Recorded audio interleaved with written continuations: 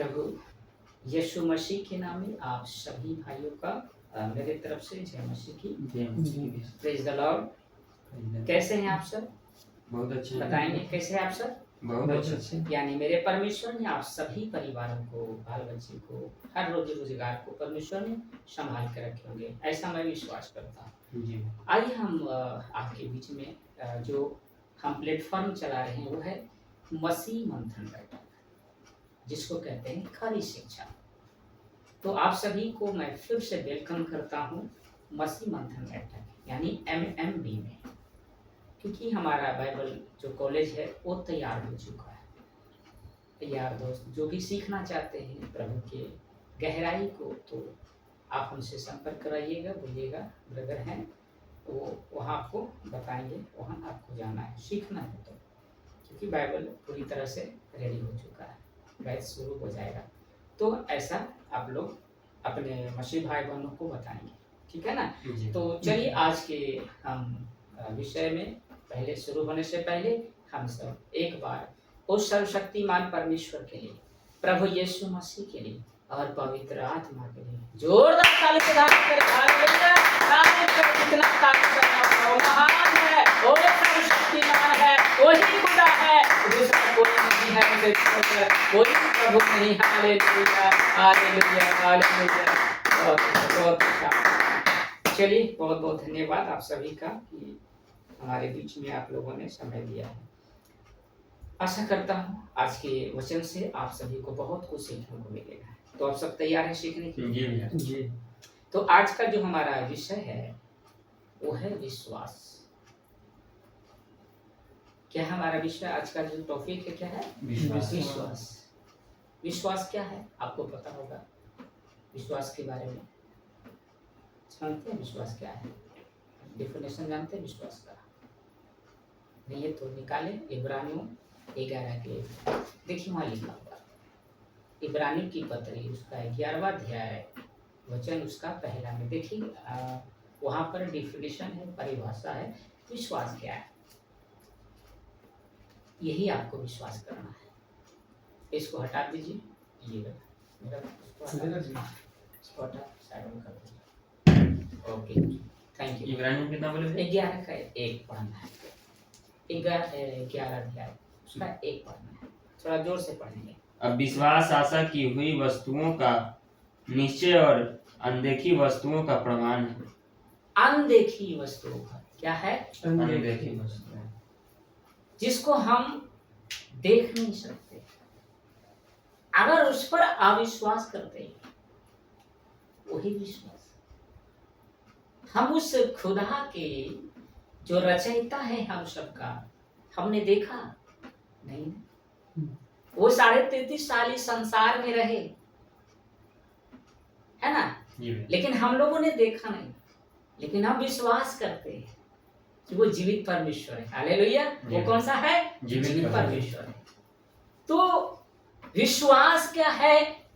अनदेखी वस्तुओं का प्रमाण है। आपको देखी पर विश्वास नहीं करना है। अगर आप खुदा पर बिलीव करते हैं तो आपको जो सामने दिख रही है वो वास्तविक में नहीं है। जो नहीं दिख रहा है वही वास्तविक है। हालेलुया, वही वास्तविक है। ताली बजाएंगे हम लोग, इस तरह ताली बजाना है, ताली में संकोच नहीं करना है। वो है विश्वास। सपोज दैट, उदाहरण पे मान ले कि मैं स्वर्ग जा चुका हूँ, आप देख रहे हैं कि मैं स्वर्ग में हूँ, लेकिन हम विश्वास करते हैं। यही तो है। संसार देखता है तो विश्वास करता है ना? जिस चीज को आप पाना चाहते हैं और आपको ऐसा प्रतीति करना है कि वो मुझे मिल चुका है, और एक बहुत से ऐसे लोग होते हैं जो जब तक उसको देखेगा नहीं विश्वास नहीं करेगा। लेकिन विश्वास एक अनदेखी वस्तु का प्रमाण है। आपको प्रतीति करना है कि मेरे परमेश्वर मुझे ये दे चुका है, और उसी भरोसे पर, उसी विश्वास पर आपको चलना है। डगमगाना नहीं करे 1 साल हो गया नहीं मिला, 6 महीना हो गया प्रभु में नहीं मिला, तो वो विश्वास बेकार है। हमें अनदेखी वस्तु पर विश्वास रखना है। ठीक है ना। जी ये होता है विश्वास। तो सबसे पहला है उद्धार और आत्मिक आशीष पाने हेतु। अगर आप चाहते हैं कि मेरा उद्धार हो, मुझे आशीष मिले, तो आपको राहाब के जैसे हमें विश्वास कान से सुनना चाहिए। विश्वास किससे सुनना चाहिए? विश्वास। राहाब जो वेश्या थी, औरत, उसने सुना और उसने विश्वास किया। तो आज हमें भी उद्धार पाने के लिए, आशीष पाने के लिए है, हमें ऐसा विश्वास करना ही है जी। जैसे राहाब ने क्या था, वेश्या था। वेश्या आप समझते होंगे। यहोशू की पुस्तक पुराना नियम निकालेंगे, उसका 2वां अध्याय वचन 10 और 11 पढ़ेंगे। व्यवस्था विवरण के बाद आपको मिलेगा। यहोशू 2 अध्याय, हाँ 2 अध्याय 10 और 11। पहले 10 पढ़ेंगे, उसके बाद 11 पढ़ेंगे। पढ़िए 10 पढ़ेंगे। क्योंकि हाँ, हमने सुना है कि यहोवा ने तुम्हारे मिस्र से निकलने के समय तुम्हारे सामने लाल समुद्र का जल सुखा दिया, और तुम लोगों ने सिहोन और ओग नामक यरदन पार रहने वाले एमोरियों के दोनों राजाओं का सत्यानाश कर डाला है। वचन 11। और यह सुनते ही हमारा मन पिघल गया, और तुम्हारे कारण किसी के जी में जी न रहा, क्योंकि तुम्हारा परमेश्वर यहोवा ऊपर के आकाश का और नीचे की पृथ्वी का परमेश्वर है। क्या कहती है? अवश्य जो वेश्या थी, लेकिन यहोशू के जो लोग थे, गया था भेद पता करने के लिए, तो इसी औरत के यहाँ रुका था और उसने जाना था। क्या लिखा है? क्योंकि हमने सुना है। राहाब कह रही है, जो वेश्या है वो कह रही है कि मैं सुना हूं कि यहोवा ने तुम्हारे मिस्र से निकालने के समय, जब वो गुलामी में था, मिस्र में था, तो लिखा है कि तुम्हारे सामने लाल समुद्र का जल सुखा दिया। वो सुन रखी थी कि तेरा जो परमेश्वर है, जब वो मिस्र से तुझे निकाल कर ला रहा था तो रास्ते में लाल समुद्र था, तो उसको क्या किया था? सुखा दिया था। ये मैं इतना सुन चुका हूं, तेरे परमेश्वर ने किया है। और लिखा है, और तुम लोगों ने सिहोन और ओग नामक यरदन पर रहने वाले एमोरियों के दोनों राजाओं का सत्यानाश कर डाला। ये राहाब कह रही है कि तेरे परमेश्वर ने ऐसा किया है। वचन 11 लिखा, और यह सुनते ही हमारा मन पिघल गया। वो वेश्या कह रही है, राहाब कह रही है कि मैंने सुना और मेरा जो हृदय है वो पिघल गया। वो चाहता तो इसे पकड़वा देता, लेकिन उसने क्या किया? सुना तो उसका मन पिघल गया कि मैं इसे नहीं पकड़ाऊंगी। ठीक है ना। तो लिख यहां पर है, सुन हमारा मन पिघल गया और तुम्हारे कारण किसी के जी में जी न रहा, क्योंकि तुम्हारा परमेश्वर, देखिए क्या कह रहा है, राहाब कह रही है, दोनों भेदियों से कहता है कि यहोवा परमेश्वर ऊपर के आकाश, देख रहे हैं, ऊपर के आकाश और नीचे की पृथ्वी का क्या है? वो परमेश्वर है। हालेलुया। वो कह रहा है, वो कह रही है दोनों से कि ऊपर का नीचे का वही है, वो है तेरा परमेश्वर। इसलिए आपको भी ये कहना है कि जो मैं जिसकी सेवा मैं कर रहा हूं, वो आकाश को और पृथ्वी का बनाने वाला है, वो आपको बनाने वाला है। ऐसा हमें विश्वास करना है। राहाब कह रही है कि तेरे परमेश्वर ने लाल समुद्र को सुखा दिया। है किसी के हिम्मत कि लाल समुद्र को सुखा देगा, 2 भाग कर देगा? है किसी पावर इतनी स्वर में? उसने सुना और उसका मन पिघल गया। क्या वचन को सुनते हैं, सुसमाचार सुन के आपका मन पिघलता है? क्या विश्वास करते हैं कि सच में परमेश्वर महान है, जिसने आकाश को सबको बनाया है? आपका मन पिघलता है? इसका मन कह रहे कि मेरा मन क्या हो गया? पिघल गया। देखिए इसका मुख्य बातें क्या है? यह वचन पूरी बाइबल में, जितनी भी बाइबल हमारे पास है, पूरी बाइबल में अन्य जाति जिसको कहते हैं गैर इजराइली व्यक्ति द्वारा सच्ची आस्था और विश्वास की घोषणा के एक अद्भुत उदाहरण है। ये उदाहरण हमें बता रही है कि कैसे इस राहाब ने विश्वास की, सुन चुकी थी कि परमेश्वर यहोवा कौन है। आगे देखिए लिखा है, परमेश्वर के चमत्कारों की गवाही दे रही थी ना कि तेरे परमेश्वर ने लाल को ये कर दिया, उसको मार दिया, तेरे परमेश्वर जो आकाश पृथ्वी का परमेश्वर है, तो क्या कह रहा, गवाही दे रही है ना परमेश्वर का। लिखा है, राहाब बताती है कि कनान देश के लोगों ने 2 बड़े चमत्कारों के बारे में सुन रखा था। क्या रखा था? सुन रखा था। पहला जो था, लगभग 40 वर्ष पहले लाल समुद्र को 2 भागों में बांटना, और है दूसरा था हाल ही में यरदन नदी के पूर्व में शक्तिशाली एमोरी राजाओं जिसको कहते हैं सिहोन और ओग पर इजराइल का ऐतिहासिक विजय, उसको भी हराया लाल समुद्र को पार कर। यह राहाब कह रही है, सुनकर विश्वास कर रही है। शत्रुओं में भय और निराशा, यानी पद 11 में प्रयुक्त शब्द हमारा मन पिघल गया। क्या कह रही राहाब कि जो मेरा हृदय है, जो मेरी आत्मा है, वो क्या हो गया, सुनकर मेरा पिघल गया, कठोर नहीं हुआ। आज के परमेश्वर का वचन सुनता था कठोर हो जाता है। मैं विश्वासी की बात कर रहा हूं, लेकिन राहाब तो विश्वासी नहीं थी, वो तो सुनकर की। अरे आप तो प्रभु में आके फिर भी आपका मन नहीं पिघल रहा। इसने कभी नहीं आई, लेकिन सुन चुकी थी कि तेरा परमेश्वर कौन है। कैसा लग रहा है? मन लग रहा है कि नहीं लग रहा है? अद्भुत तरीके से सीख रहा है ना। हालेलुया। ये परमेश्वर की अनुग्रह है कि प्रभु मुझे बता रहे हैं, हमारा मन पिघल गया। यह दर्शाता कि यरीहो के निवासियों का मनोबल पूरी तरह से टूट चुका था। उसका टूट चुका था, हिम्मत नहीं था, टूट चुका था, और वे अत्यधिक भयभीत थे, फिरौन से, सेना से डरी हुई था। महान विश्वास की घोषणा।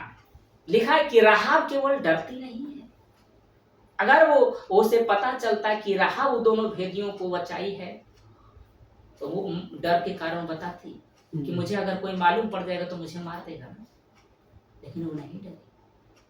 समझ रहे हैं ना? लिखा है कि राहाब केवल डरती नहीं है, बल्कि वह सच्चाई को पहचान लेती है। आपको डरना नहीं है, बल्कि सच्चाई को जानना है। लिखा है कि सच्चाई को पहचान लेती है कि इजराइल का परमेश्वर ध्यान दीजिएगा, इजराइल का परमेश्वर कोई साधारण या क्षेत्रीय देवता नहीं। अरे जिसकी देवा देवी की जो हम पूजा कर रहे हैं ना, वो साधारण देवी नहीं है, देवता नहीं है यहोवा। लिखा कि बल्कि वही, लिखा है बल्कि वही ऊपर के आकाश और नीचे की पृथ्वी का एकमात्र सच्चा कौन है? वो परमेश्वर है। हालेलुया। वो ही है और दूसरा कोई नहीं है। ऐसा हमें विश्वास करना। राहाब वेश्या जिसने उस परमेश्वर पे विश्वास किया, सुन चुकी थी कि परमेश्वर कौन है। आज हमारा सुनकर मन पिघलता है, बल्कि कठोर हो जाता है, कठोर हो जाता है। अब दूसरा पॉइंट पढ़ते हैं, ठीक है ना। दूसरा है प्रतिफल पाने हेतु। जो आप फल चाहना चाहते हैं, हमें वो चाहिए फल। तो लिखा है दूसरा पद में, दूसरा पॉइंट में कि प्रतिफल पाने हेतु मूसा के जैसे हमें विश्वास की आंखों से देखना है। मूसा उस प्रतिफल को पाने के लिए उन्होंने क्या किया? अपनी आंखों से क्या किया? विश्वास किया। क्या किया? वो विश्वास किया। मूसा को बारे में पता हुआ ना, जो आमने सामने परमेश्वर से बातें करता था, जिसने 6 लाख इजरायलियों को मिस्र से निकाला, गुलामी से आजाद करवाया था, क्योंकि वो चरवाहा था।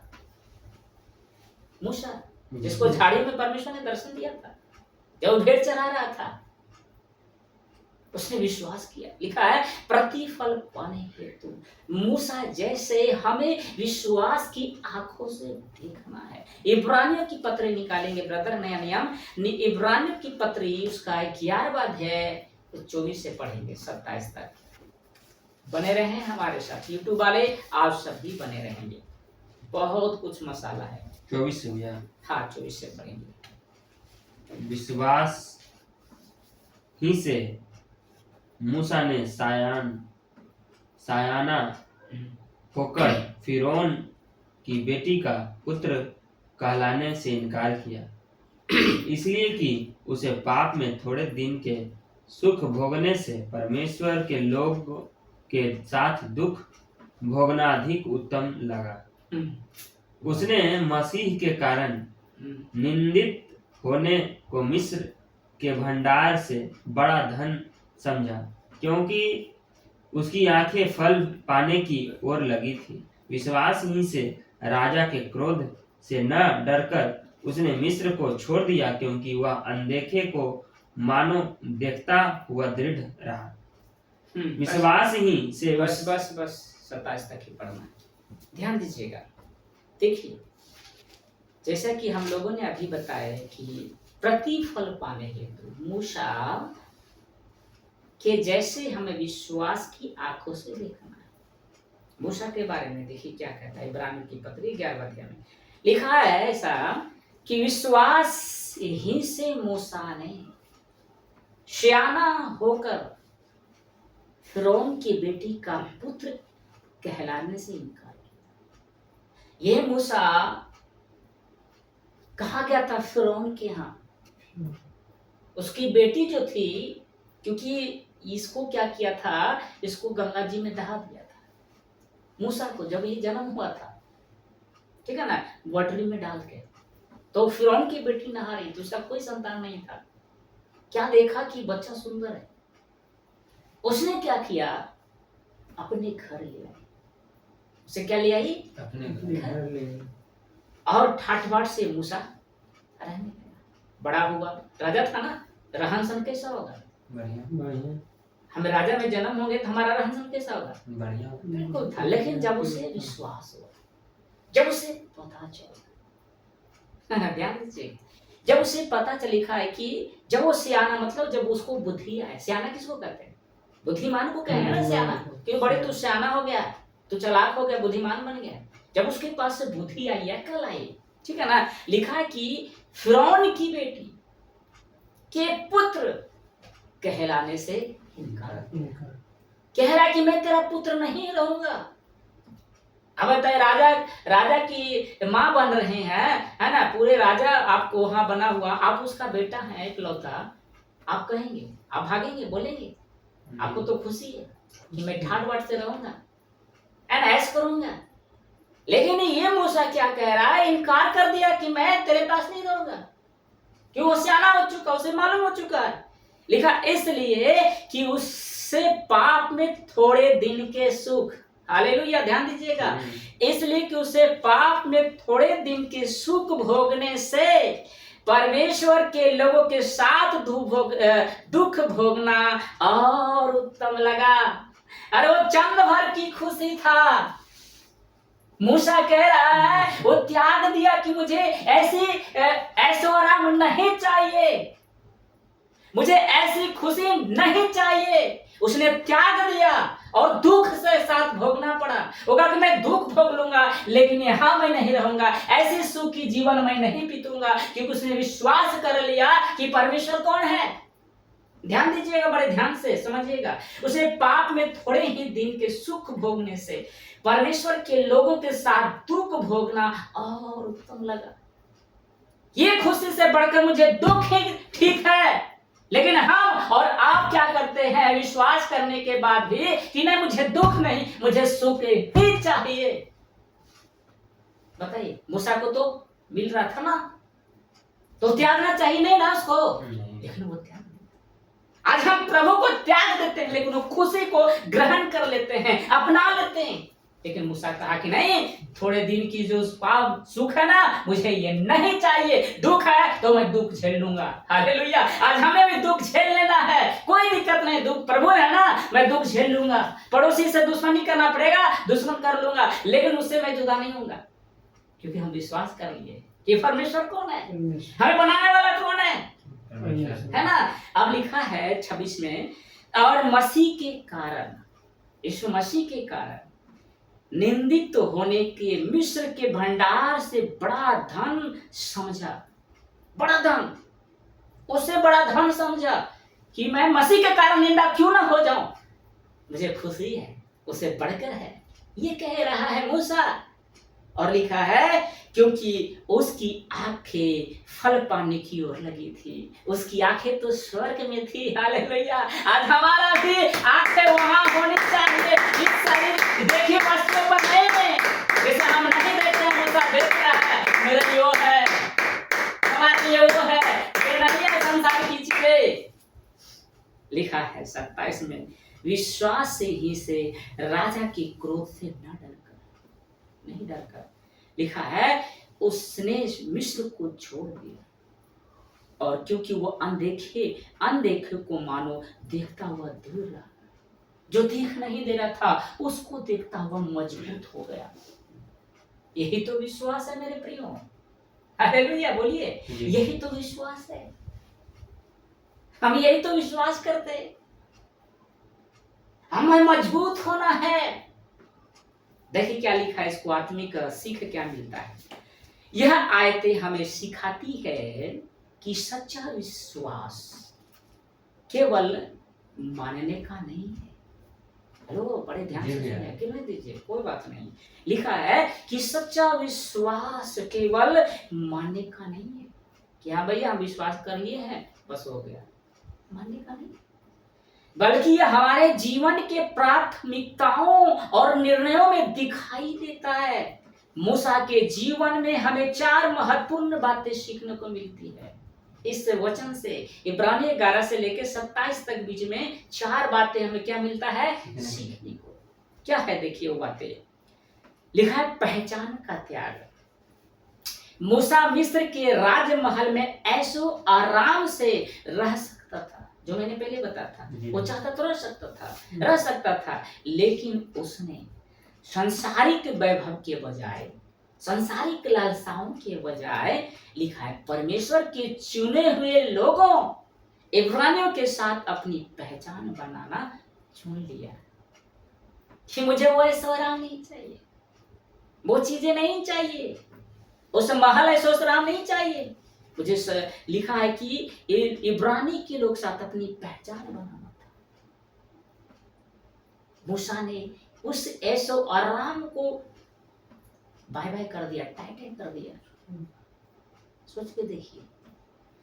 दूसरा कारण है क्षण भर का सुख बनाना, अनंत काल।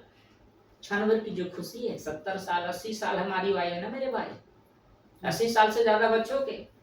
बाइबल कहती है भजन संहिता 90 का 10 में है ना, उसका 70 साल है, अगर खान के अगर वो बढ़िया से खान पान कर रहा है तो 80 साल तक वो जीवित रह सकता है, इससे ज्यादा नहीं। तो हम 80 साल की खुशी के लिए अनंत जीवन को ठुकरा दें, उसे हम त्याग दें? नहीं ना, लिखा है साफ साफ। उसने पाप के थोड़े समय के सुख की जगह दुर्व्यवहार और कष्ट सहना बेहतर समझा। मूसा कह रहा है कि मैं उससे बेहतर क्या समझा, दुख। मुझे दुख ही चाहिए, मुझे ऐश्वर्य नहीं चाहिए, क्योंकि उसका ध्यान आने वाले आत्मिक प्रतिफल पर था। आज हर एक मसीह भाई बहनों को उस प्रतिफल आपकी आंखें होनी चाहिए। आपको स्वर्ग की ओर देखना है कि मेरे लिए वहां प्रतिफल रखा है, वहां हमारे लिए मुकुट रखा है, जो 80 साल का नहीं पूरे 1000 साल तक का राज है। हालेलुया, उस पर निगाहें रखनी है, इस चीज पर नहीं। मूसा कह रहा है, तीसरा पॉइंट में हम आते हैं, अदृश्य पर भरोसा है, मतलब जो दिखाई नहीं दे रहा, अदृश्य। अब यहाँ पर है परमेश्वर, पता चल रहा है परमेश्वर, लेकिन वो है हम देख ये आंखों से नहीं देखे, उसको देखने के लिए आत्मिक आंखें चाहिए, ठीक है ना। लिखा है कि उसने मिस्र छोड़ते समय सांसारिक राजा फिरौन को क्रोध की परवाह नहीं की, क्योंकि आत्मिक रूप से उसने उस अदृश्य परमेश्वर को देख लिया था। जो परमेश्वर दिखाई नहीं देता, लेकिन उसने आत्मिकता से वो क्या किया था, मूसा देख लिया था, जो हमेशा उसके साथ था, हमेशा उसके क्या था, साथ था। हमें भी वो चीजें देखनी है जो हमारे सदा सर्वदा साथ रहता है, जो हमें अंत तक साथ दे सकता है। मूसा कह रहा है उस अदृश्य परमेश्वर को देख ले जो उसके साथ था। संक्षेप में ये आयतें सिखाती कि सच्चा विश्वास वो है, सच्चा विश्वास वो है जो दुनिया की दौलत लिखा है आराम और रुतबे के ऊपर परमेश्वर को चुनता है। वो ऐसा आराम से सबसे ज्यादा उसको ऊंचा किसको समझता है, परमेश्वर को। मूसा इस बात को हमें ये बता रहा है कि मैंने उस परमेश्वर को देखा, उस ऐशोआराम को नहीं, जिंदगी को नहीं, उस पैसे को नहीं, उससे जो ऊपर है। लिखा है आराम और रुतबे के ऊपर परमेश्वर को चुनता है, वो भविष्य के इनाम पर नजर रखता है और अदृश्य परमेश्वर को अपनी आंखों के सामने रखकर निडर होकर जीता है। हालेलुया। वो आंखों से देखता है, वो डरता नहीं है। अरे आपको डरना भी नहीं है, क्योंकि मुझे कोई मार सकता है। अरे हम मरने यहाँ नहीं आए, हम जीने आए हो 1000 साल के लिए प्रभु के राज में।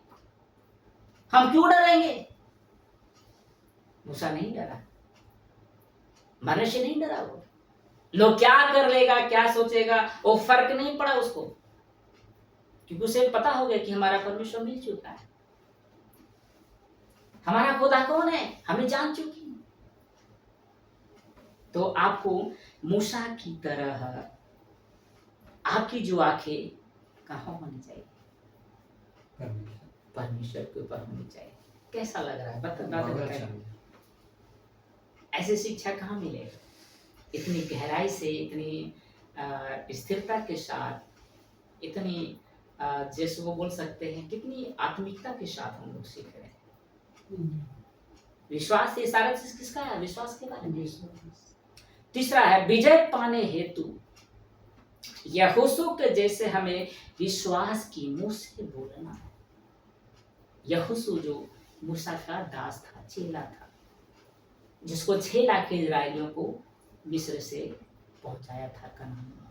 मूसा नहीं गया था, मूसा ने गलती कर दिया था, जिसकी वजह से परमेश्वर बोला कि तू कनान देश नहीं पहुंच पाएगा, तू उसे नहीं देख पाएगा। वो हमारा टॉपिक नहीं है, कभी उस पर हम लोग चर्चा करेंगे। जिसे लिखा है तीसरा है विजय पाने हेतु तो यहोशू के जैसे हमें विश्वास की मुंह से बोलना है, मुंह से बोलना है कि मैं विश्वास करता हूँ मेरा परमेश्वर है।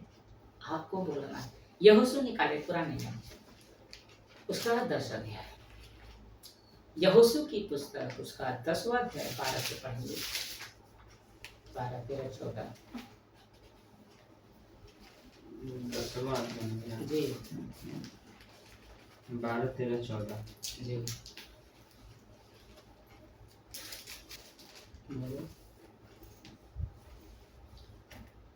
उस समय अर्थात जिस दिन यहोवा ने इमेरियों को इजराइलियों के वश में कर दिया, उस दिन यहोशू ने यहोवा से इजराइलियों के देखते इस प्रकार कहा, हे सूर्य तू गिबोन पर और हे चंद्रमा तू अयलोन की तरह के ऊपर, अयलोन की तराई के ऊपर थमा रह, और सूर्य उस समय तक थमा रह और चंद्रमा उस समय तक ठहरा रह, जब तक उस जाति के लोगों ने अपने शत्रुओं से बदला न लिया।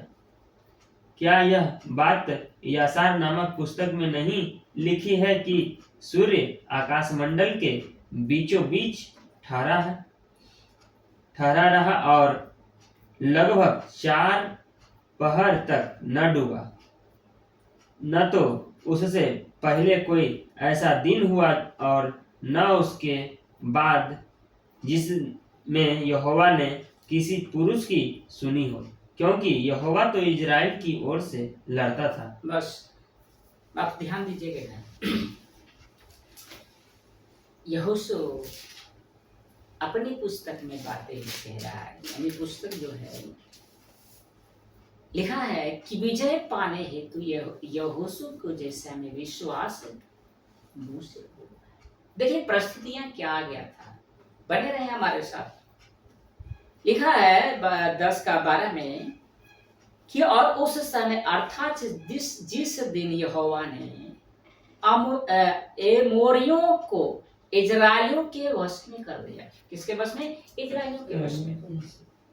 उस दिन यहोशू ने, ध्यान से सुनिएगा बहुत, यहोशू ने यहोवा से इजराइलियों को देखते इस प्रकार कहा। इजराइलियों को देखकर इस प्रकार कहा। क्या कहा? सूर्य, ध्यान दीजिएगा बहुत बड़ी बात है। लिखा है सूर्य, हे सूर्य तू गिबोन पर, और हे चंद्रमा तू आयलोन की तराई पर थम रहा। रात था, समझ में आ रही है जी। उसने कहा, यहोशू ने उससे मुंह से कहा, किसको आदेश दे रहा है? सूर्य से कह रहा है। देखा इतने सारे इजरायली है और हम से कह रहा है, हे सूर्य, हे चंद्रमा, गिबोन पर तू अपना प्रकाश दे। अब उस वक्त उसको देने का प्रकाश नहीं था, उस समय नहीं था, लेकिन ये यहोशू उससे कह रहा है, सूर्य से कह रहा है, चंद्रमा से कह रहा है। और इसकी बातें कौन मान रहा है? मान रहा है चंद्रमा। यहोशू की बातें कौन मान रहा है? चंद्रमा। सूर्य, चंद्रमा ये बोल रहा है और सूर्य कह रहा है, ओके मैं प्रकाश दूंगा, मैं नहीं डूबूंगा। क्यों? क्यों सूर्य थम गया? क्यों चंद्रमा थम गया? अरे हमें तो नहीं मालूम है, लेकिन सूर्य को पता है कि ये इसके परमेश्वर ने मुझे बनाया है और ये कहेगा और मैं थम जाऊंगा। हालेलुया! आप बोलोगे और थम जाएगा, ये विश्वास है। क्योंकि सूर्य को बनाने वाला हमारा खुदा है, चंद्रमा को बनाने वाला हमारा परमेश्वर है। उसे गोड़ लगने की जरूरत नहीं है, हम उसे गोड़ लगते हैं, जल ढारते हैं। अरे हम कहेंगे वो सुनेगा। समझ में आ रही है? ये है विश्वास। आगे हम देखेंगे। और सूर्य उस समय तक थमा रहा, वो नहीं कहा कि मैं डूब जाऊंगा। उसने बोला और सूर्य कह रहा है, ओके जब तक तू नहीं बोलेगा मैं नहीं डूबूंगा, मैं अपना प्रकाश दूंगा। लिखा है और चंद्रमा उस समय तक ठहरा रहा जब तक उस जाति के लोगों ने अपने शत्रुओं से पलटा नहीं है। जब तक अमोरियों को नाश नहीं किया तब तक चंद्रमा और सूर्य क्या कर रहा है? प्रकाश दे रहा है, उसे जीत दिलाने में मदद कर रहा है।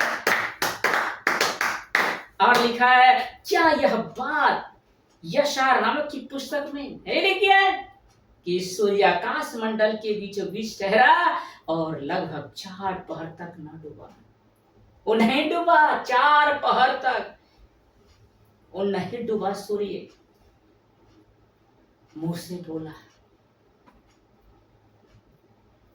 इसका कॉन्टेक्स्ट हम देखेंगे। यह घटना कनान देश की विजय के दौरान की है। जो यहोशू की पुस्तक में जो आप पढ़ रहे हैं, सीख रहे हैं, 10 से 11 12 13 14, ठीक है ना, 12 13 14 लिखा है। इसका कॉन्टेक्स्ट क्या है कि यह घटना कनान देश की विजय के दौरान की है। इजराइलियों के मित्र गिबेनियों पर 5 अमोरी राजाओं की संयुक्त सेना ने हमला कर दिया था, अटैक कर दिया था, ठीक है ना। गिबोन ने यहोशू से मदद मांगी। यहोशू से क्या किया? हेल्प मांगी। लिखा है यहोशू और उसकी सेना ने रात भर चढ़ाई करके अचानक उन शत्रुओं पर क्या कर दिया, हमला कर दिया। और लिखा है कि परमेश्वर ने आकाश से ओले वर्षा कर शत्रुओं को क्या किया, तितर बितर कर दिया। कौन लड़ रहा है? यहोशू के तरफ से कौन लड़ रहा है? यहोवा। कोई साधारण मनुष्य नहीं लड़ रहा है, अरे वो खुदा लड़ रहा है, परमेश्वर लड़ रहा है उसके साथ। आपके साथ खुदा है, आप डर रहे हो, अरे आपके साथ लड़ने वाला खुदा है, खुदा लड़ रहा है उसके साथ, हमें छू देगा। वचन कहता है जकरिया 2:8 में कि जो तेरे आँख के पल को छुआ वो मुझे छुएगा। कोई अगर टच करता है वो हमको नहीं, खुदा को टच कर रहा है। आपको विश्वास नहीं है? मैं उस खुदा को जानता हूं। जकरिया 2:8 पढ़ी देखिए, लिखा है जिसने आँख की पुतली को छुआ। इधर मिले पीछे पुराने नियम में मिलेगा आपको, देख लीजिए, पेज नंबर नहीं होगा तो आपको साल पड़ेगा ये जकरिया ना। हाँ जकरिया, वहां पे देखिए लिखा है, आप निकाले, मैं बता रहा हूँ। लिखा है 1096। यहोशू और उसकी सेना रात पर चढ़ाई के अचानक से परमेश्वर ने आकाश से ओले वर्षा कर शत्रुओं को तितर बितर कर दिया। लेकिन युद्ध को पूरी तरह जीतने और शत्रुओं का सफाया करने के लिए दिन का उजाला कम पड़ रहा था। उजाला कम पड़ रहा था क्यों, अंधेरा होने वाला है, कम पड़ रहा था।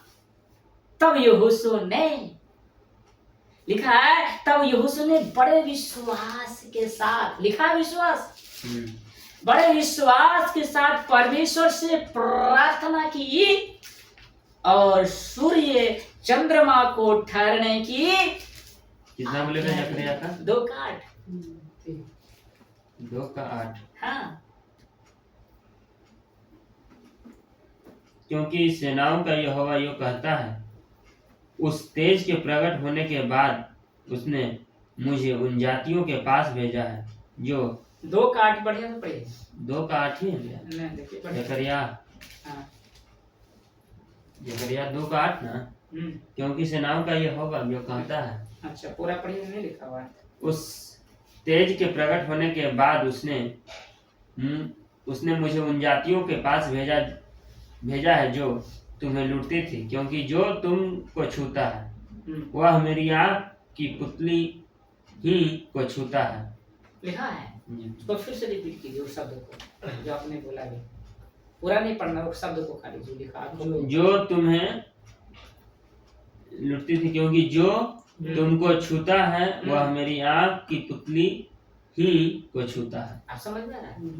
जो तुझे छूता वो मेरी आँख की पुतली को छूता है। आपको लग रहा है कि हम कमजोर हैं, हमें मेरा साथ कोई नहीं देगा। साफ साफ कर रहा है कि जो तुझे छुएगा वो मेरी आँख की पुतली को छूएगा। यहोशू परमेश्वर से प्रार्थना करता है और कहता है उस सूर्य से, चंद्रमा से, थम जा, और वो हो गया, थम गया। हालेलुया। जब आप हो गया विश्वास के साथ तो कुछ भी हो सकता है। आपका परमेश्वर कुछ भी कर सकता, वो है विश्वास। यहोशू को पूर्ण विश्वास था कि मैं मुंह से बोलूंगा और वो चीजें ठहर जाएंगी। अरे हमारे परमेश्वर ने क्या कहा, सूर्य बन जा, बन गया ना जी। अरे जो जो कहा बना कि नहीं बना, बन गया। शब्द मुंह से बोले ना। उत्पत्ति की पुस्तक 1 अध्याय में सब कुछ बनाया शब्द से ना जी। आप बोलोगे ना, लेकिन वैसा विश्वास, वैसा लगाव परमेश्वर से होना होगा। इस वचन से मुख्य आत्मिक क्या मिलता है, ध्यान दीजिएगा, छोड़िए। लिखा है यह अद्भुत चमत्कार हमें परमेश्वर की संप्रभुता और विश्वास की शक्ति के बारे में 3 बड़ी बातें सिखाता है। देखिए वो 3 कौन है। परमेश्वर असंभव को क्या करता है, संभव बनाता है। आप खुदा को सच में नहीं जान रहे तो आप वो विश्वास में डगमगा रहे हैं। लिखा है कि परमेश्वर असंभव को संभव बनाता है। प्रकृति के नियम जैसे पृथ्वी का घूमना, सूर्य चंद्रमा की गति किसके अधीन है? परमेश्वर के अधीन है। जब तक परमेश्वर नहीं कहेगा, जब तक कुछ नहीं करेगा। सब उसके फेवर में, सब खुदा के फेवर में। जितने भी चीज परमेश्वर बना है सब परमेश्वर की मर्जी से। लेकिन उन लोगों को स्वतंत्रता नहीं दी, केवल मनुष्य को स्वतंत्रता, फ्रीडम है। अगर वो फ्रीडम नहीं देता ना तो आप कुछ नहीं कर सकते। खुदा जैसे कहता वैसे करते, लेकिन वो स्वतंत्रता दिया है, फ्रीडम दे दिया है, जिसकी वजह से आप जो मन कर रहे वो रोक नहीं रहा। इसका मतलब चुप है, पलटा लेगा, एक दिन पलटा लेगा आपको। लिखा है ना, परमेश्वर के अधीन है। वह अपने लोगों की भलाई के लिए पूरी सृष्टि को भी रोक सकता है। वो हमारी खुशी के लिए, हमें कुछ ही करने के लिए कुछ भी कर सकता है, और उसने किया। हमें और आपको पापों से छुड़ाने के लिए अपने इकलौते पुत्र को दे दिया, मार डाला ना क्रूस पे। कितना बड़ा काम किया, कोई कर सकता है? अपने इकलौते पुत्र को संसार में भेजे गए और उसको दास के रूप में धारण कर ले, पापियों के साथ रहे, हर चीज रहे, कर सकता था, लेकिन वो किया। कुछ भी कर सकता आपको पाने के लिए, यहां तक कि उसने अपनी जान दे दी। समझ में आ रही है? यूट्यूब वाले आप सब भी देखेंगे, समझ में आ रही जी। कहता ना, यीशु मसीह तेरे जैसा है कोई नहीं, तेरे चरणों में झुके आसमां और महिमा गाए जमीन। यीशु मसीह तेरे जैसा है कोई नहीं, तेरे चरणों में झुके आसमां और महिमा गाए जमीन।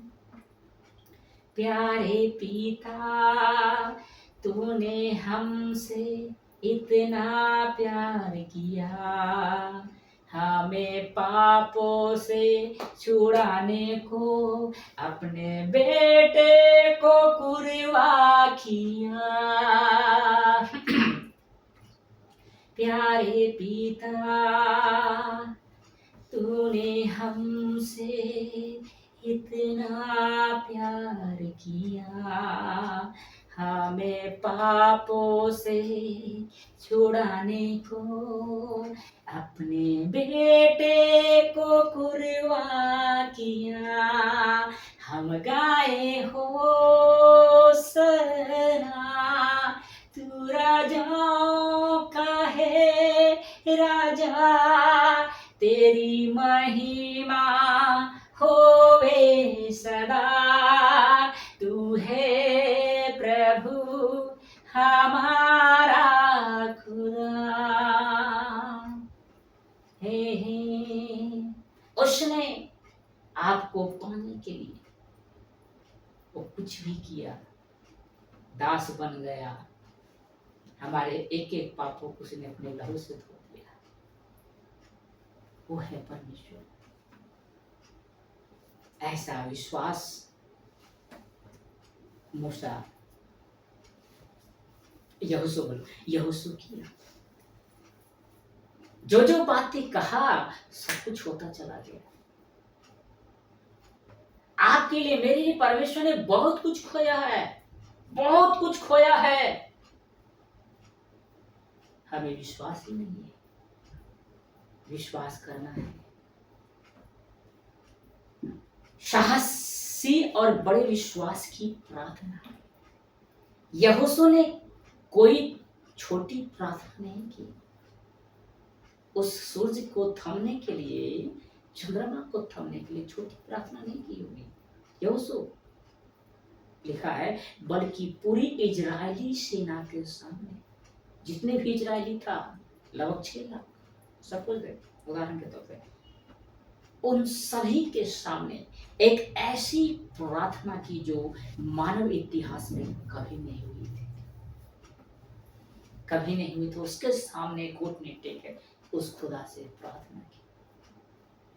उसे विश्वास था, यहोशू को विश्वास था कि मैं खुदा से प्रार्थना करूंगा और मुझे वो प्रभु सामर्थ्य देगा और जो मैं कहूंगा वो हो जाएगा, वो हो जाएगा। ऐसा विश्वास है हमारे जीवन में? नहीं मिलेगा।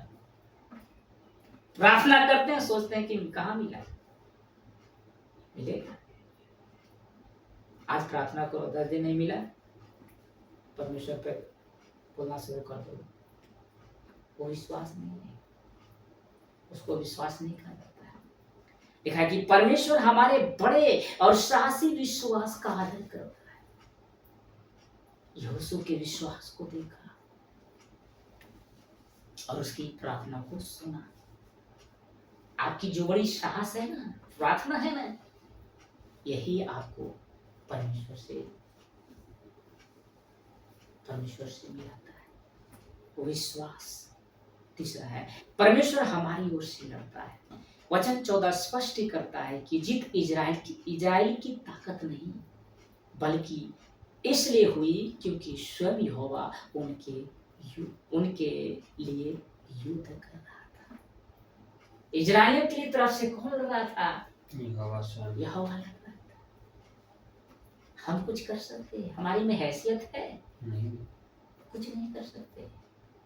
आज हम कहते, आप कहते कि मैंने ये बना लिया, मैंने मेहनत से इतना पैसा कमाया, कहते ना, कहते कि नहीं कहते? जी। लेकिन वास्तव में पूछिए, हम कुछ कर सकते हैं? किसकी ताकत से हो रहा है? परमेश्वर की ताकत से हो रहा है ना। लेकिन हम परमेश्वर को भूल जाते, वहां पर हम कहते मैं किया, हम कुछ नहीं कर सकते, हमारे पास वो ताकत नहीं है। आज भले चंगे हैं ना, उसकी देन है। अरे आप अच्छे कमा रहे हैं, उसकी देन है। अगर उसकी देन नहीं होता तो आप कुछ नहीं कर पाते। लिखा है क्योंकि वह स्वयं यहोवा उनके लिए युद्ध कर रहा था। जब आप ऐसा विश्वास से करोगे ना मेरे भाई, खुदा आपके लिए लड़ेगा, खुदा आपके लिए तुरंत आ जाएगा। ऐसा है आपका परमेश्वर। आपको ऐसा विश्वास बिलीव करना है यहोशू की तरह। उसने विश्वास किया और चंद्रमा और सूर्य थम गया जी। कि उसको थामने वाला परमेश्वर था। परमेश्वर जो कहता है वो होता है। अब चौथा पॉइंट आते हैं। कैसा लग रहा है? बहुत अच्छा, गहराई से सीख रहे हैं जी। मेरी बातें आप लोग को समझ में आ जाती है जी। ओके, चौथा पॉइंट है, शारीरिक और भौतिक आशीष पाने हेतु सारपत की विधवा के जैसे हमें विश्वास के हाथ से देना है। ये भी घटना आपको बहुत कुछ सीखने को मिलेगा। बड़ा मसाला है इसमें। कहना ना भाई, अभी तो ट्रेलर चल रहा है, पिक्चर अभी बाकी है, अभी तो मसाला बहुत कुछ है। लिखा है कि शारीरिक और भौतिक आशीष। भौतिक आशीष जो हमारी जो जरूरत होती है उसको भौतिक आशीष बोलते हैं। रहने का, खाने का, पीने का जो चीज है उसको भौतिक आशीष बोलते हैं, ठीक है ना। पाने हेतु सारपत की विधवा, यानी जगह था सारपत और वह एक विधवा जैसे हमें विश्वास के हाथ से देना है। पहला राजा निकालेंगे आपको, पहला राजा शमूएल के बाद मिलेगा जी। उसका 17 अध्याय निकालिए। 17 अध्याय 13 पढ़िएगा, 14, 15, 16। पहला राजा 17 का 13 से पढ़िएगा। 13 से पढ़िए। एलिय्याह ने उससे कहा, मत डर, जाकर अपनी बात के अनुसार कर, परंतु पहले मेरे लिए एक छोटी सी रोटी बनाकर मेरे पास ले आ। फिर इसके बाद अपने और अपने बेटे के लिए बनाना। क्योंकि इजराइल का परमेश्वर यहोवा यो कहता है कि जब तक यहोवा भूमि पर में न बरसाएगा तब तक न तो उस घोड़े का घड़े न तो उस घड़े का मैदा समाप्त होगा और न उस कुप्पी का तेल घटेगा। तब वह चली गई और एलियाह के वचन के अनुसार किया। तब से वह और स्त्री और उसका घराना बहुत दिन तक खाते रहे यहोवा के उस वचन के अनुसार जो उसने एलियाह के द्वारा कहा था। न तो उस घड़े का मैदा समाप्त हुआ और न तो उस कुप्पी का तेल घटा। बस सुन रहे जी। एलिया नबी परमेश्वर का दास प्रोफेट था। एलिया नबी जिसको परमेश्वर ने बहुत आशीष दिया था, बहुत इस्तेमाल किया था एलिया नबी को। फिर एलिया नबी को परमेश्वर कहता है कि मैंने तेरे खाने के लिए, रहने के लिए मैंने व्यवस्था कर रखा है। तुझे सरपत जगह नगर में जाना है। मैंने एक विधवा को आज्ञा दिया है, वह तुझे खिलाए। एलिया नबी परमेश्वर के कहे अनुसार सरपत जो विधवा थी आ गई। इसके पहले वो नाले का पानी पीता था एलिया नबी, और उसको जानते हो खाना कौन देता था? कोई विश्वास करते हैं? रोटी और मांस का टुकड़ा लेके आता था कौवा।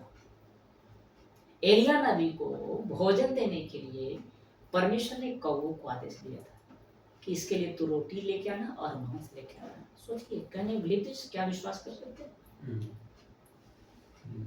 एलिया नबी को खिलाने के लिए कौवों को आदेश दिया था। कौवे अपने चोंच में लेकर आता था उसे खाने के लिए। कहने बिलीव दिस, क्या हम विश्वास कर सकते हैं? आपको नहीं मालूम है कि आपका परमेश्वर कौन है?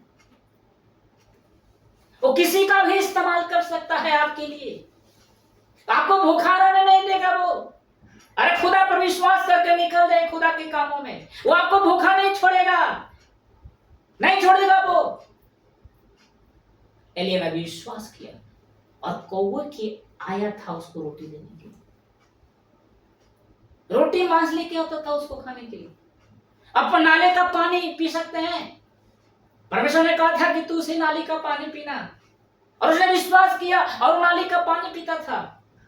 और वो पानी कैसा हो जाता होगा? सोच के देखिए,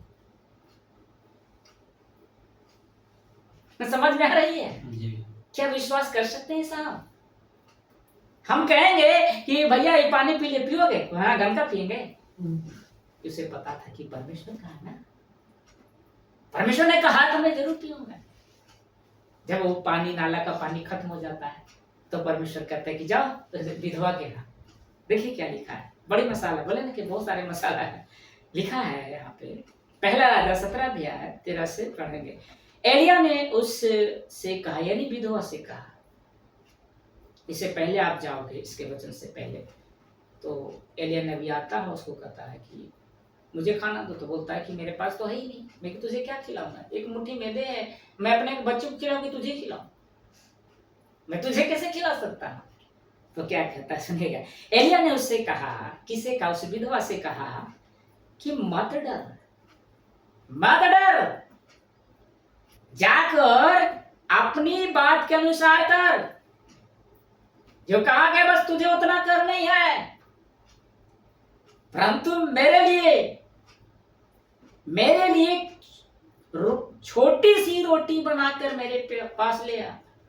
अरे तू सोच रही है कि एक छोटी सी रोटी में मैं इसे खिलाऊंगा तो मैं अपने बच्चों को क्या खिलाऊंगा?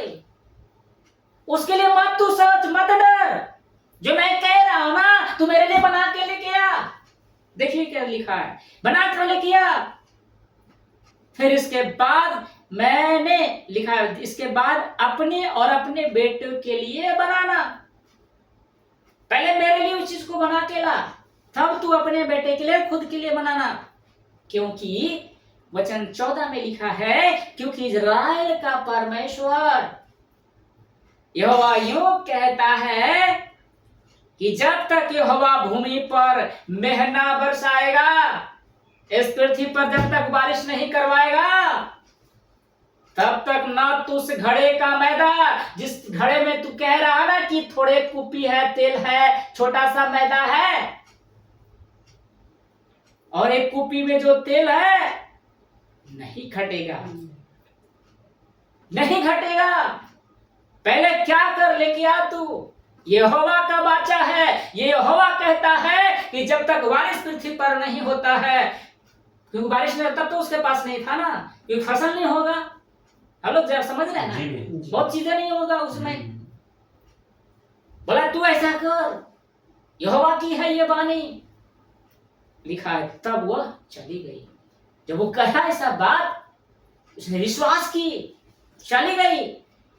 तो लिखा है कि एलिया के वचन के अनुसार किया।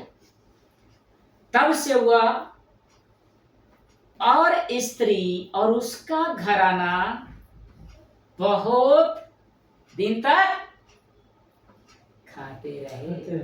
हेलो, ध्यान दीजिए।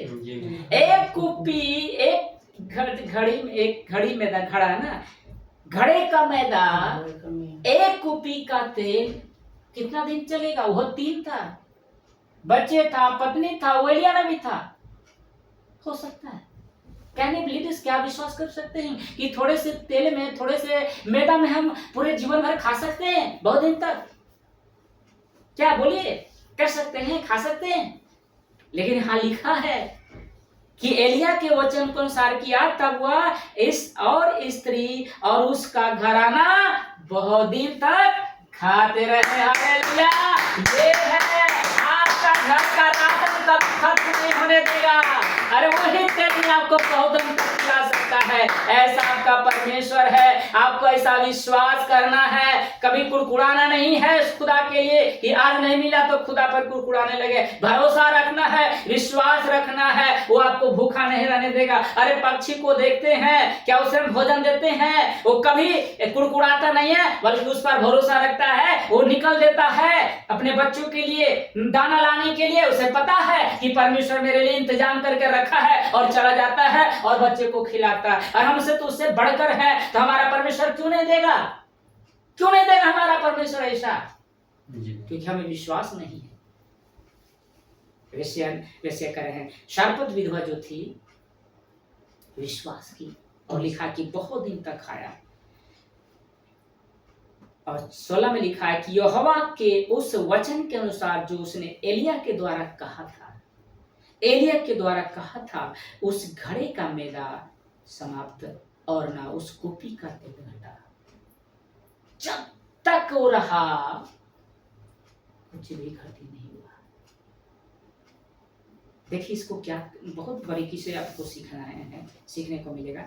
इस घटना का मुख्य संदेश और इसका अर्थ क्या है, ये इस घटना के पीछे छिपे गहरे आत्मिक संदेशों को निम्नलिखित बिंदु से समझ सकते हैं।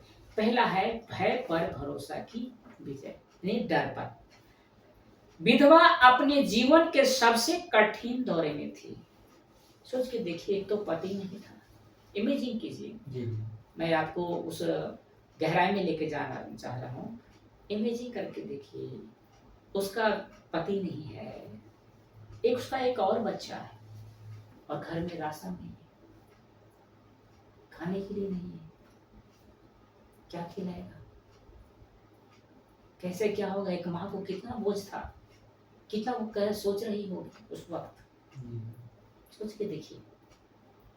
इसलिए लिखा है कि विधवा अपने जीवन की सबसे कठिन दौरे में थी, जहां वो अपने और अपने बेटे के लिए आखिरी भोजन तैयार कर रही थी। थोड़ी सी था ना, और बचा हुआ था, इतने है ही था, एक कुपी तेल और थोड़े से मैदा था ना, उतना ही था, काफी था, नहीं ज्यादा नहीं था, उस बच्चे के लिए ज्यादा नहीं था। ऐसे दौर में थी वो विधवा। लिखा है आखिरी भोजन तैयार कर रही थी ताकि वो उसे खाकर मर सके। यानी बना लिया था, इसमें कुछ मिलाकर खाएंगे और मर जाएंगे, क्योंकि कल क्या खाऊंगा, उसके बाद क्या खाऊंगा, भूखे रहूंगा। भूखे से अच्छा है कि मैं मरूंगा और मेरा बच्चा को भी मार डालूंगा। ये मन में सोच लिया, ध्यान दीजिएगा। ऐसे में एलिया का पहला शब्द, जो परमेश्वर का दास समझ रहे दास का कितना महत्व है, समझ में आ रही होगी, आ रहा होगा। लिखा है कि ऐसे में एलिय्याह का पहला शब्द था मत डर। पहला शब्द क्या था? मत डर। तो डर रही थी ना, पहले उसे साहस दिया, मत डर, चिंता मत कर, अपने बच्चे के लिए, खुद के लिए चिंता मत कर, मत डर। परमेश्वर हमेशा हमारी विकट परिस्थितियों में, विकट समझते हैं, जब आपको सिर्फ दुख ही मिले, आपको कोई साथ देने वाला ना हो, पत्नी तो छोड़ दे, मतलब परिवार छोड़ दे, आप लगो कि मुझे कोई है ही नहीं, उसको कहते हैं विकट परिस्थिति। भी लिखा है कि हमेशा हमारी विकट परिस्थितियों में सबसे पहले हमारे भय को दूर करना चाहता है परमेश्वर। जो विकट परिस्थितियां जो हमें डर रही है, डर लग रही है, उसको पहले परमेश्वर मिटाना चाहता है, उसको पहले खत्म करना चाहता है। अगर वो खत्म हो जाएगा तो आप चिंता नहीं करोगे, क्योंकि मुझे मालूम है कि मुझे कर्ज वाला आएगा, कर्ज लिए हैं, न जाने क्या करेगा नहीं करेगा। तो परमेश्वर क्या करता है, वो डर को निकालता है, जैसे से विधवा के बारे में लिखा है। आज्ञाकारिता और प्राथमिकता, फर्स्ट प्रिंसिपल। एलिय्याह ने स्त्री से कहा कि वे पहले फर्स्ट उसके लिए रोटी बनाए। पहले क्या बोला? पहले मेरे लिए बना।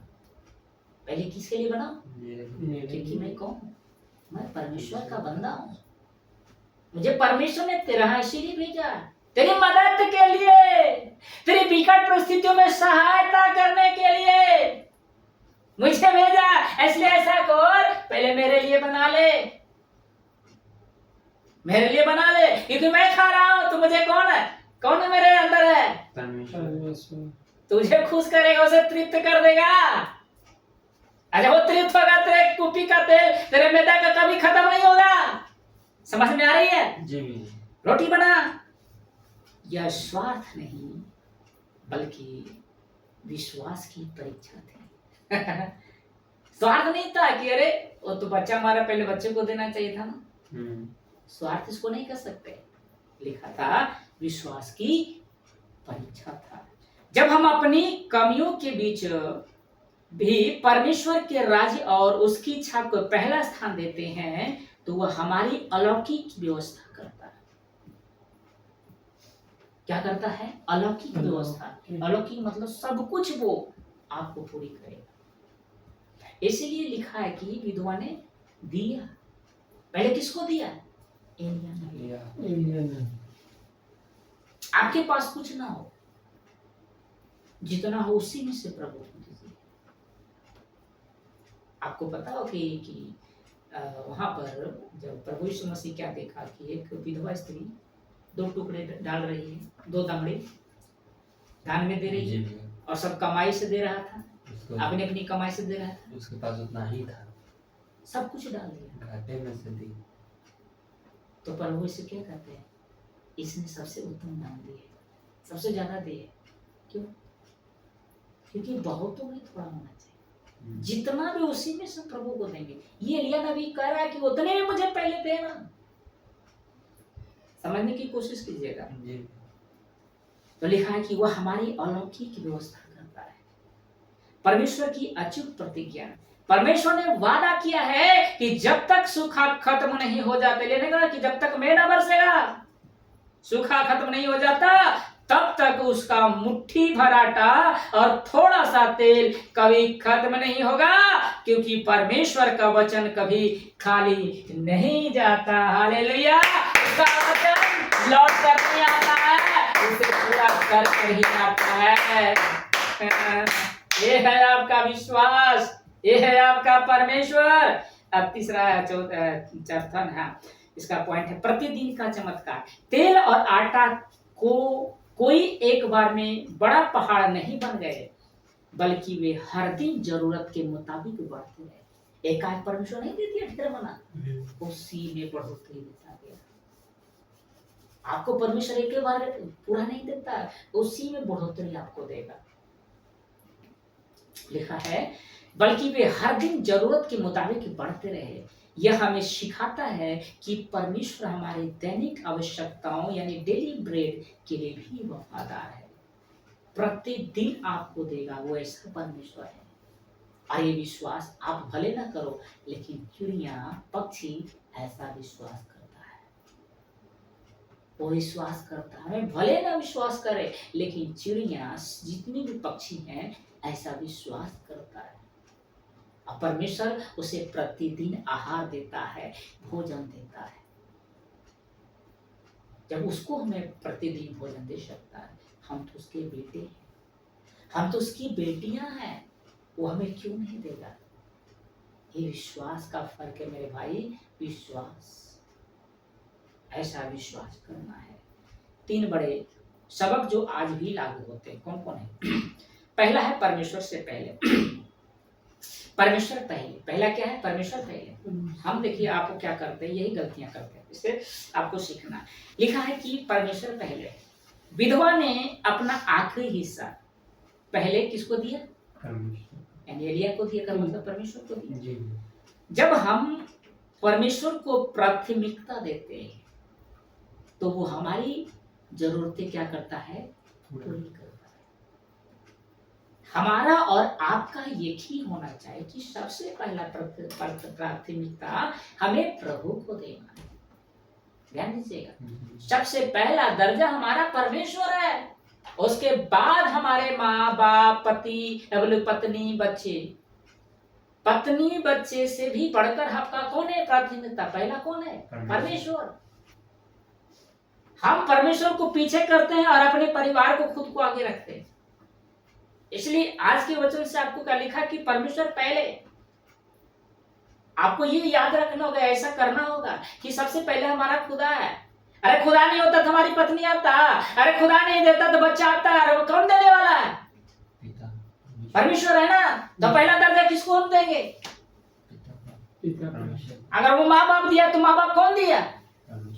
परमेश्वर ने दिया ना। तो पहला दर्जा प्राथमिकता किसको होना चाहिए? परमेश्वर को।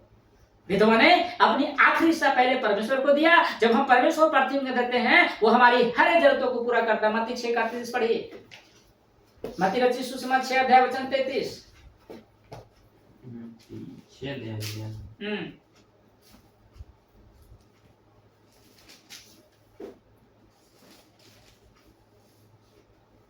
इसलिए पहले तुम परमेश्वर के राज्य और उसके धर्म की खोज करो, तो ये सब वस्तुएं भी तुम्हें मिल जाएगी। देखा है? सबसे पहले किसकी खोज करना है? परमेश्वर। और हम क्या करते हैं? पहले अपना काम करते हैं।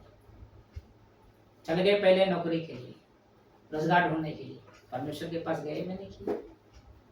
आपको पहले परमेश्वर के पास जाना था, परमेश्वर से कहना, प्रभु आज मुझे रोटी कैसे देगा? मैं आपसे मांग रहा हूँ, आपको उसका काम कीजिए। सबसे पहला दर्जा हमारा परमेश्वर का है। उसको फिर से पढ़िए, मत्ती 6:33 को थोड़ा जोर में। इसलिए पहले तुम परमेश्वर के राज्य और उसके धर्म की खोज करो, तो ये सब वस्तुएं भी तुम्हें मिल जाएगी। कौन सी वस्तुएं? जो भौतिक चीजें, जो आपकी जरूरत है। क्या क्या जरूरत हमारे क्या है? अरे रोटी, कपड़ा, मकान, यही है ना। ये आपको क्या चाहिए? अच्छा से वो घर हो जाना चाहिए, रहने के लिए, खाने के लिए, बनने के लिए, और कुछ पैसे की जरूरत है। कब मिलेगा? जब हम उसके राज की खोज करेंगे, उसके धर्म का पीछा करेंगे, तब ये सब कुछ मिलेगा। लेकिन हम परमेश्वर को पीछे करके इसको खोज रहे, भौतिक चीजें खोज रहे, मकान कैसे बनेगा, रोटी कैसे आएगा, कपड़ा कैसे आएगा, नहीं आएगा, नहीं आएगा। तो सबसे पहला दर्जा किसको देना है? परमेश्वर को। अब छोटे से बहुत होता है, छोटे से बहुत होता है। दूसरा है कि उसके पास मुट्ठी भर आटा था। कितना था? थोड़ा सा, बहुत नहीं था, छोटा था, पर आज्ञाकारिता से वही महीने तक चला। वही छोटा सा तो एक मुट्ठी जो मैदा था, 1 महीना तक चला, क्योंकि ये आज्ञाकारिता बताता है। लिखा है कि परमेश्वर थोड़े को आशीष देकर बहुत कर देता है। हालेलुया। वो थोड़ा में भी बड़ा कर देगा, थोड़ा में बहुत कर देता है। विधवा सोच के एक कुपी तेल, एक मुट्ठी मैदा क्या 1 महीना खा सकते हैं? नहीं। लेकिन उसने आज्ञा को माना। आपको आज्ञा मानना है उस परमेश्वर की। और तीसरा है, वचन कभी नहीं टूटता, वचन कभी भी वापस लौटता नहीं। एलिया के द्वारा जो वादा किया गया था परमेश्वर ने ठीक वैसा ही पूरा किया। वो जो कहता है वो करता है, जो कहता है वो करता है। समझ में आ रहा है? कैसा लग रहा है? वचन कभी नहीं खाली जाता है मेरे भाई। वचन कभी भी मुझे खाली नहीं देगा। लिखा है कि एलिया के द्वारा जो वादा किया गया था परमेश्वर ने ठीक वैसा ही पूरा किया। इसलिए प्रभु के राज्य में देने के लिए अगर 5,000 ही कमा रहे, 1,000 भी कमा रहे, हम उसी में से प्रभु को देंगे और वही 1,000 1,00,000 बन जाएगा। हालेलुया। वो 1,00,000 बन जाएगा। वो 1,000 इतना बरकत कर देगा आपको कि कोई चीज की कमी नहीं होने देगा। बहुत तो छोटे से बहुत होता है। एक मुट्ठी मैदा से 1 महीना चला। आप लोगों को कैसा लग रहा होगा आपको पता चलेगा। बस थोड़ा सा है, हम लोग खत्म करेंगे। 5वां पॉइंट है और ये आखिरी हो सकता है। ओ मोबाइल डाउन हो गया। समझ में आ रही है? कैसा लगा रहे ध्यान तक? लगा था 2 मिनट हो जाता। हाँ, इसको क्लोज कर लीजिए पूरा। ऐसा हमारा परमेश्वर है। विश्वास यही हमें और आपको करना है। जितना भी आपके पास रहे उतना में ही प्रभु को देना है और प्रभु के राज्य में आगे बढ़ना है। चिंता परेशानी नहीं करना है, क्योंकि हमारा परमेश्वर ऐसा परमेश्वर है जो कभी खत्म नहीं होता है। इन सभी घटना से हमें कितना शिक्षा मिल रहा है? बहुत अच्छा, बहुत चीजें जी। पहली बार ही सुन रहा होगा, पहले तो ऐसे खाली देखता होगा कि हम कैसा बोल रहे हैं। ये कौन बोलता है मेरे अंदर से? परमेश्वर की आत्मा। जब हम बातें करते हैं ना, ऐसा नहीं बात करते। घर में जाएगा तो ऐसा नहीं बात करेंगे। ये बात है परमेश्वर। परमेश्वर मुझे इस्तेमाल करता है। 1 बजे तक हम स्लाइड बना रहे थे, 2 बजे तक खोजते रहते हैं, मेहनत करते हैं ताकि आप लोग को सिखाएं।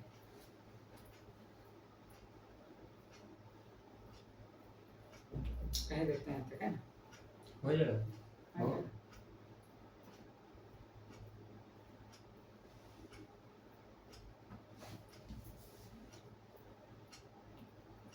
स्टॉप क्यों है क्या? कर देते हैं स्टॉप। क्यों नहीं सर?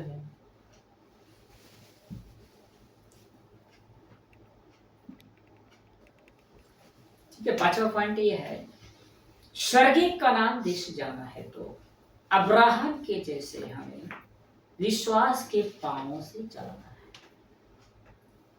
स्वर्गीय कनान देश, जिसको स्वर्ग कहा जाता है, अगर जाना है तो अब्राहम के जैसे हमें विश्वास के पांवों से क्या करना है? चलना। यानी विश्वास के साथ पांवों को बढ़ाना है। अगर हम कनान स्वर्ग में, जिसको कहते हैं स्वर्गीय कनान, अगर हमें वहां तक पहुंचना है तो विश्वास से हम आगे बढ़ते चलेंगे। निकालेंगे बच्चन इब्रानियों 11 अध्याय, नया नहीं मिलेगा। इब्रानियों की पत्री उसका 11वां अध्याय वचन 8, 9, 10 से 11। इब्रानियों की पत्री उसका 11वां अध्याय 8 से पढ़ेंगे। विश्वास ही से अब्राहम जब बुलाया गया तो आज्ञा मानकर ऐसी जगह निकल गया जिसे मिरास में लेने वाला था, और यह न जानता था कि मैं किधर जाता हूँ, तो भी निकल गया। विश्वास ही से उसने प्रतिज्ञा किए हुए देश में, पराये देश में परदेशी के समान रहकर इसहाक और याकूब समेत जो उसके साथ उसी प्रतिज्ञा के वारिस थे तंबुओं में वास किया, क्योंकि वह स्थिर उस स्थिर नेव वाले वह स्थिर नींव वाले नगर की बाट जोहता था, जिसका रचने वाला और बनाने वाला परमेश्वर है। विश्वास से सारा ने आप बूढ़ी होने पर भी गर्भ धारण करने की सामर्थ्य पाई, क्योंकि उसने प्रतिज्ञा करने वालों को सच्चा जाना था। बस रुक जाएंगे। देखिए, लिखा है कि स्वर्गीय कनान देश जाना है तो अब्राहम के जैसे हमें विश्वास के पांव से चलना है।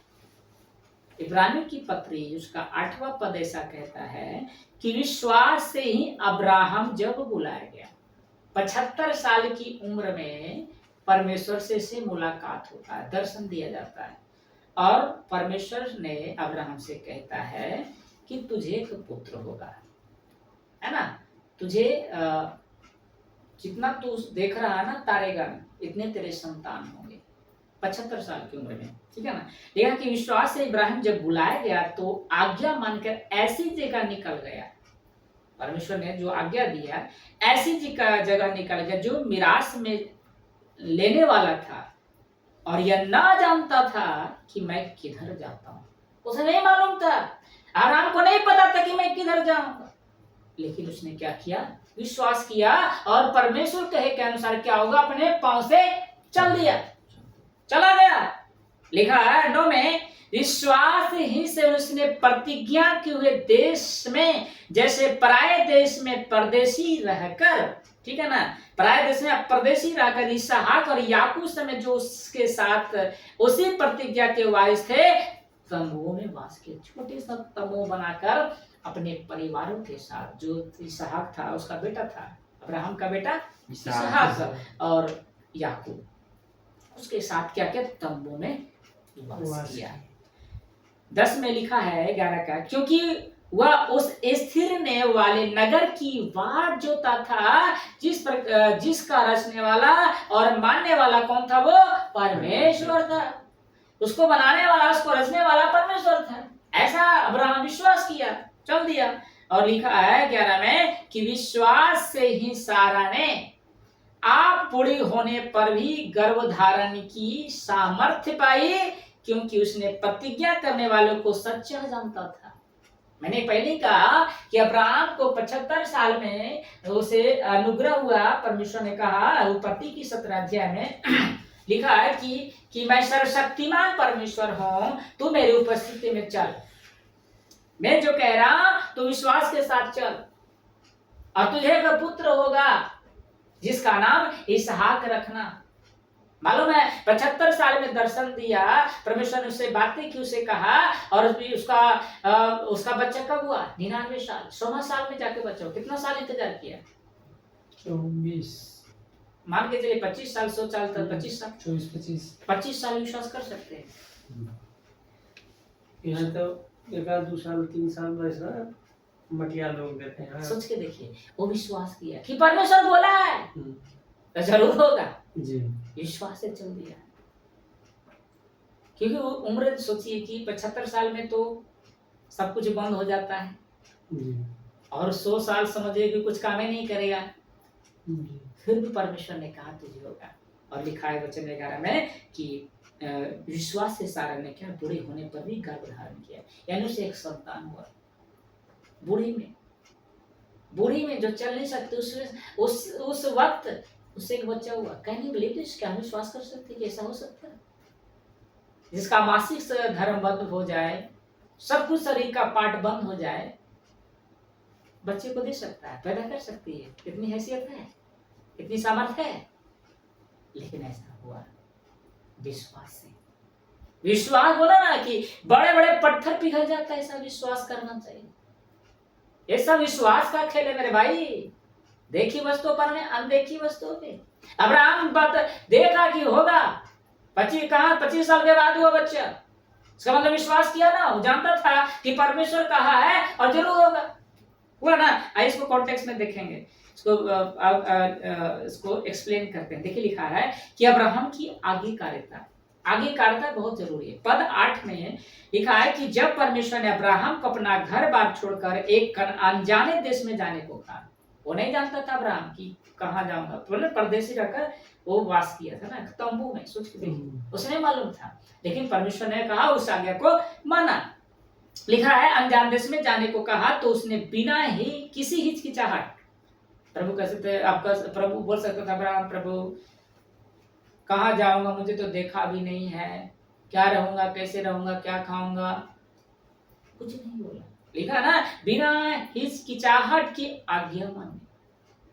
जब परमेश्वर कहे ना मेरे भाई तो सब कुछ चिंता सब कुछ छोड़ दीजिए, बस निकल दीजिए, बस उसकी आज्ञा का मानकर निकल दीजिए, ठीक है ना। आज्ञा लिखा है कि आज्ञा मानी, वह यह भी नहीं जानता था कि उसकी मंजिल कहाँ है, उसका ठिकाना कहाँ है, नहीं पता था, लेकिन उसने परमेश्वर के वादे पर पूरा क्या था, भरोसा रखा। हालेलुया।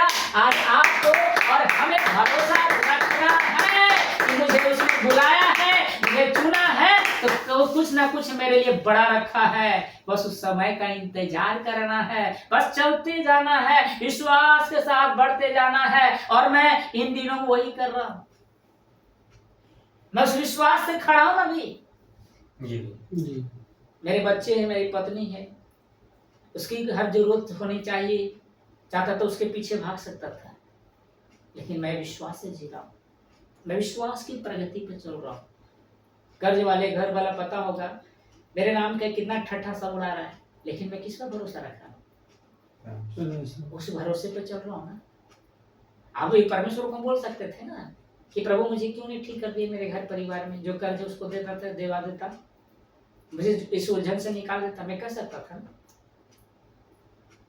लेकिन मैं नहीं करा, क्योंकि जो आज्ञा मुझे परमेश्वर ने दी है, मूसा को कहा चल दिया बिना सोचे, हमें भी विश्वास के साथ चल देना, प्रभु के कामों में चल देना, जो उसने वादा हमसे किया, जो आज्ञा हमें दिया है उस आज्ञा में चल देना। बाकी परमेश्वर है ना, वो क्या करेगा ना करेगा वो जानता है ना, हमें डरना नहीं है, घबराना नहीं है।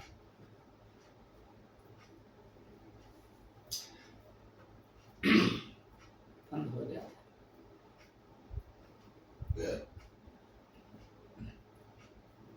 परदेसी का जीवन और धीरज, यानी पद 9 और 10 लिखा है कि प्रतिज्ञा किए गए देश यानी कनान में पहुंचने के बाद भी अब्राहम वहां राजाओं की तरह नहीं रहा, राजा की तरह नहीं रहा। लिखा है बल्कि परदेसी की तरह तंबू में जीवन बिताया। तंबू समझते हैं? नहीं कहते हैं जो तिरपाल हाँ, या कपड़ा जो कहीं जाता है घूमने उमने के लिए देता है, तंबू उसके लिए तो टोपी बांध देता है, पर्दा लगा देता है, बस उसको बोलते हैं। फौज में भी तो उसी टाइप से करते हैं। हाँ लिखा हुआ है कि बल्कि एक परदेसी की तरह तंबू में जीवन बिताया, उसके पुत्र इसहाक, उसके पोते याकूब ने भी ऐसा ही किया, अब्राहम की तरह। उनका ध्यान पृथ्वी के किसी अस्थायी घर पर नहीं था। उसकी जो लिखा है कि ध्यान जो था उसका अब्राहम का पृथ्वी किसी अस्थायी घर पर नहीं था। ये घर क्या अस्थायी परमानेंट नहीं है। हेलो जी, ये जो हमारा घर है ना ये परमानेंट नहीं है। जिस घर में हम रह रहे हैं 70 साल 80 साल, ये परमानेंट नहीं है, हम इसे छोड़कर जाना पड़ेगा क्योंकि हम परदेसी हैं। एक एक मनुष्य चाहे किसी भी जाति धर्म का हो वो परदेशी है, वो परदेशी है। आपको भी सोचना है कि ये मेरा घर है, तो फिर क्यों लड़ाई झगड़ा करें घर के लिए जमीन के लिए, बाकी है हम तो ले नहीं जा सकते ना, तो फिर हम क्यों लड़ाई करें, ये मेरा है ये तेरा है, भैया ले ले तू ही ले ले भैया, हमें दिक्कत नहीं, क्योंकि हमें इसी से थोड़ा चाहिए, मुझे तो घर चाहिए स्वर्ग वाला, मेरे लिए तो वहां घर बना हुआ है, ये घर क्या काम का। अरे एसी चालों से भी कितना खतरनाक वहां होगा, कितना बढ़िया होगा स्वर्ग में। तो हम कुछ एसी के लिए कर रहे हैं, लड़ाई करेंगे कि मुझे एसी घर चाहिए, भैया तू ले ले, कोई दिक्कत नहीं, क्योंकि इसे लिखा है ऐसा कि उनका ध्यान पृथ्वी किसी अस्थायी घर पर नहीं बल्कि स्वर्ग के उस अनंत और मजबूत नगर पर था जिसे स्वयं परमेश्वर ने बनाया है। हालेलुया, वो बनाया है हमारे लिए, आपके लिए, वो स्वर्ग है। इस चीज की वस्तु हमें नहीं चाहिए और कभी भी लड़ाई झगड़ा मत कीजिए। इस पृथ्वी की वस्तु को पाने के लिए, कभी भी नहीं। हो सके तो दान कर दीजिए, लेकिन ऐसा मत कीजिए, क्योंकि हमारा घर वहां है। असंभव को संभव करना। पद 11 में, अब्राहम की पत्नी सारा बहुत बूढ़ी हो चुकी थी और मानवीय दृष्टिकोण से उसका मां बनना पूरी तरह से असंभव था। सोचिए, किसी को पूछिएगा 90-100 साल की औरत बच्चा दे सकता है?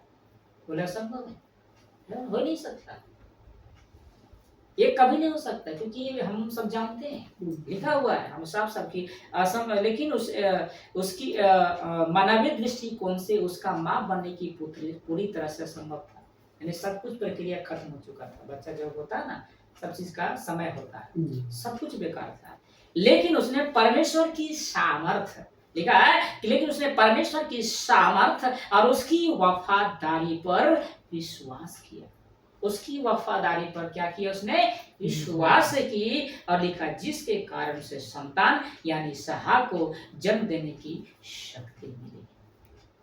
उसे सामर्थ्य दिया किसने? परमेश्वर ने। उसके घर में बच्चा कौन डाला? परमेश्वर ने। उसने विश्वास किया कि परमेश्वर ने कहा है तो मैं बाप बनूंगी और मेरा एक बेटा होगा और वो भी होगा। हालेलुया।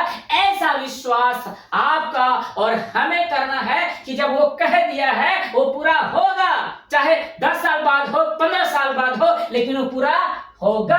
अरे आज हम गरीब है ना, आज मेरे हालात ठीक नहीं है ना, लेकिन एक दिन ऐसा आएगा कि सब कुछ परमेश्वर मुझे ठीक कर देगा। अरे आज मेरे नाम से लोग कि मुंह पर क्या न जाने क्या क्या बातें कर ले, लेकिन एक समय आएगा वही लोग बड़ाई करेगा कि इसका परमेश्वर कैसा था, ये कैसा था, इसको परमेश्वर ने कैसा बना दिया। हालेलुया। ऐसा विश्वास करना है आपको, ये है हमारा विश्वास, ऐसा करना है। अब अंत में लिखा है, ये आयत दिखाती है कि सच्चा विश्वास वो है जो दिखाई न देने वाली बातों पर भरोसा करे। अरे हमें दिखाई देने वाले पे तो कभी भरोसा नहीं करना है। ये लाइट अभी देख रहे हो ना, पता नहीं कि बाद में क्या हो जाएगा। बात सब तो हो, अभी देख रहे हैं ना, लेकिन बाद में पता नहीं क्या हो जाएगा। लेकिन हमें ऐसा विश्वास करना है कि है नहीं, लेकिन वो है जो वास्तविक में है, वो ऐसा है। इसे लिखा है कि एक सच्चा विश्वास वो है जो दिखाई देने वाली बातों पर भरोसा करे और परमेश्वर की प्रतिज्ञा को सच माने, चाहे हालात कुछ भी कहे, हमें उस पर क्या करना है? भरोसा करना है। हालेलुया। आशा करता हूँ आज का वचन कैसा लगा है।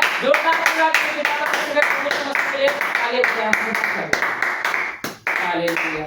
हालेलुया।